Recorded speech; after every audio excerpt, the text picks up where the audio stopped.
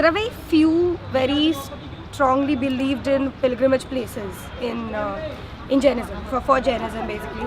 And out of that, Palitana is the shortest in its height to be able to be done in a day and actually do a short trip. So by 5:36 you get up, have a shower. Most of the people even decide to take a shower upstairs in the main temple if they're not going to do the puja while they climb up. Me and my father have always been doing the puja right from the bottom, as you call the taleti. So you shower, you're ready for the puja. So you don't usually eat before you do the prayers. That is why you keep an extra pair of clothes with you. So once you're done with all the pujas, you can change in the non-puja clothes, basically the non-ceremonial clothes, and you can consume something. So you don't even eat when you've worn the clothes which are meant for puja. Jainism has different rituals at different practices at different periods of the morning.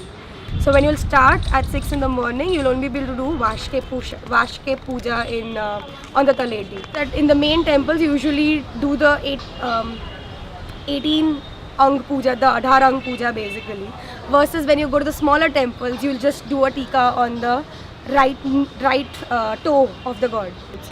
One of the difference here is that if you have adults or elders with you who cannot climb, they would be using those man-handled chariots or swings, however you want to describe it.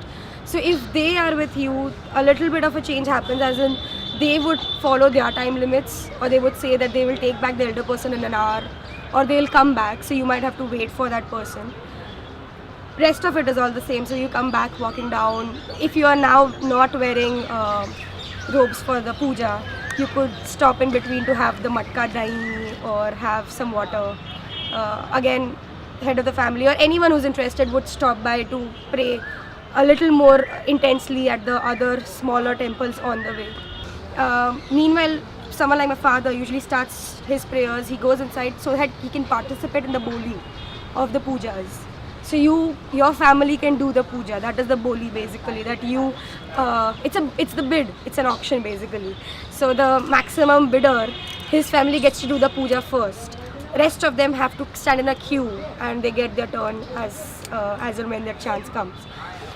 So once you reach the top of the mountain, it's more, especially if you reach at hours when there are not many people around, it's more like a beautiful forest of stone architecture, and if the sunlight just peeps in, some stones reflect it and some stones absorb. So it's more like a very indigenous fabric. Even some stones don't feel like stones if you stand afar and see it. It almost feels like a fabric because of the sunlight and the kind of temperature. Versus if there are a lot of people there, it's a very important day. It's more like a mela, as you would say. It's more like a festive place. If the people are in a good mood, they even spend a little time singing songs, the gods, songs in the praise of God basically.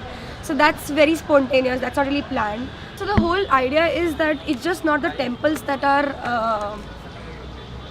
holy or religious, it's the whole mountain that is religious and holy.